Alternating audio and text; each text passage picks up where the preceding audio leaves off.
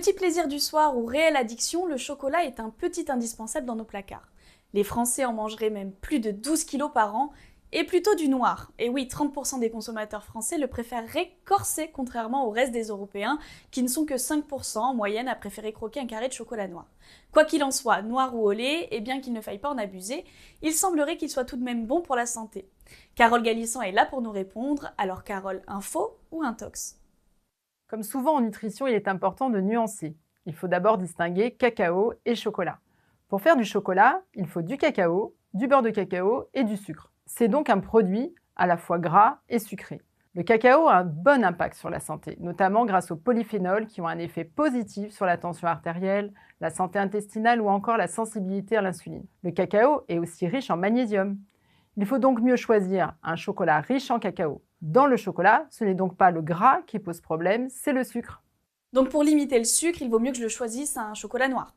En effet, le chocolat noir est le meilleur choix. À partir de 70% de cacao, on bénéficie déjà d'un bon apport en polyphénol et en magnésium. Plus le pourcentage est élevé, moins il y a de sucre.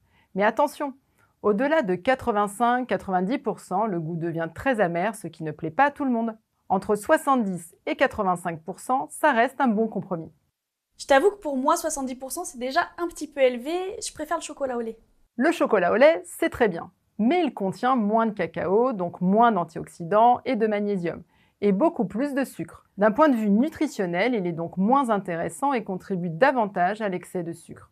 Le tout, c'est de ne pas en abuser. Mais à partir de quelle quantité commence l'abus ? Au quotidien, 1 ou 2 carrés de chocolat noir, c'est l'idéal. Quelle que soit la couleur du chocolat, une consommation excessive favorise la prise de poids. 2 carrés par jour, c'est suffisant pour profiter du goût et des composés intéressants, sans basculer dans l'excès de sucre. Parce que oui, le chocolat reste un produit sucré, à consommer avec modération, comme le rappelle le Programme national Nutrition Santé.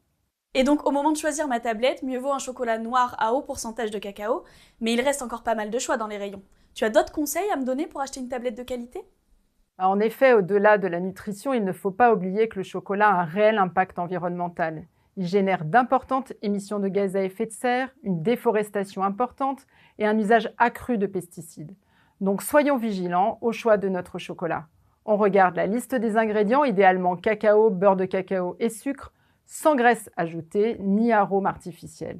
Et on choisit un produit issu du commerce équitable afin de garantir de meilleures conditions pour les producteurs. Consommer moins mais mieux, c'est bon pour la santé et pour la planète.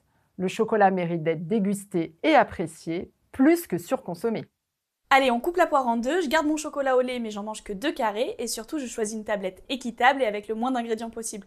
Merci Carole. Quant à nous, on se dit à bientôt pour une nouvelle émission d'Info ou Intox.